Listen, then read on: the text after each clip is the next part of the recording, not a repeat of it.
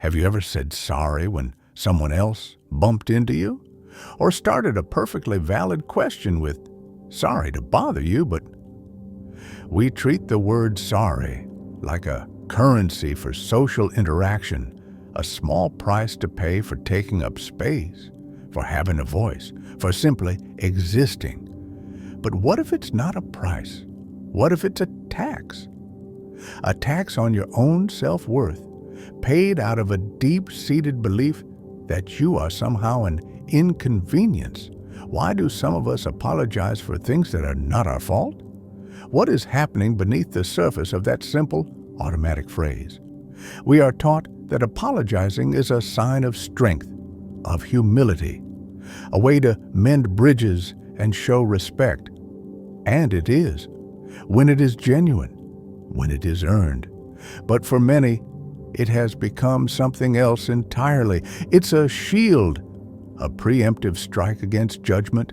If I apologize first, you can't get angry. If I make myself small, you won't see me as a threat.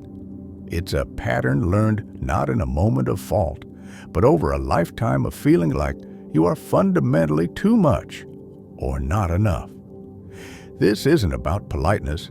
This is about a psychological phenomenon, a cognitive distortion known as personalization. It's the quiet, insidious voice that whispers, "It must be my fault." Someone is in a bad mood? It must be something I did. A plan gets canceled?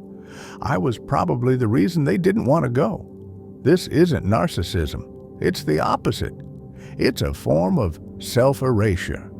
You take on the blame for the friction of the world because it feels safer to be at fault than to accept the chaos and indifference of reality. It's easier to believe you have control, even if that control only extends to being the source of the problem. Think of it like this. Imagine walking through life as if you were a ghost, terrified of bumping into the living. You whisper sorry with every step, not because you've disturbed anyone, but because you feel your very presence is an imposition. This feeling often has roots that run deep, back to a time when our sense of self was being formed. A child who is consistently made to feel like a burden, whose needs are treated as a nuisance, learns a simple, brutal equation. My existence causes problems. Therefore, I must apologize for it. They develop a kind of anxious attachment, constantly seeking reassurance by taking the blame, hoping it will earn them the connection they crave. The over-apologizer isn't just saying sorry for an action. They are apologizing for their opinion before they've even stated it, apologizing for their needs, apologizing for the space their body occupies. It's the sound of low self-worth made audible.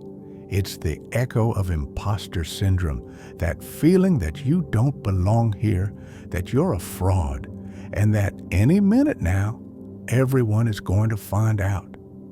The apology is an attempt to manage that fear, to say, "I know I don't deserve to be here, so please just tolerate me."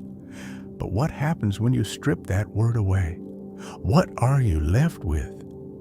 At first, there is silence, an uncomfortable, deafening silence where the sorry used to be.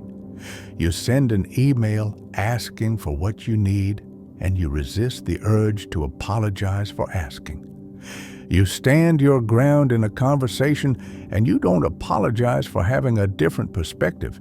It feels sharp, it feels exposed, it feels powerful, because you are replacing the apology with something else: validity, the unspoken truth that you have a right to be here, a right to your thoughts, your feelings, your needs. This is not a call to become unapologetic in the sense of being rude or arrogant.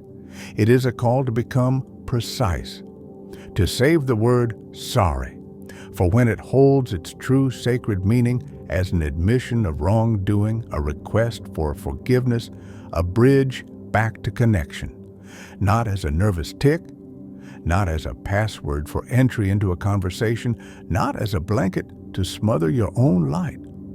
The real journey isn't about stopping the apology, but about asking a question every time it rises to your lips. What am I truly sorry for? Am I sorry for making a mistake? Or am I sorry for existing? Am I seeking forgiveness for a harm I have caused? Or am I seeking permission to be myself?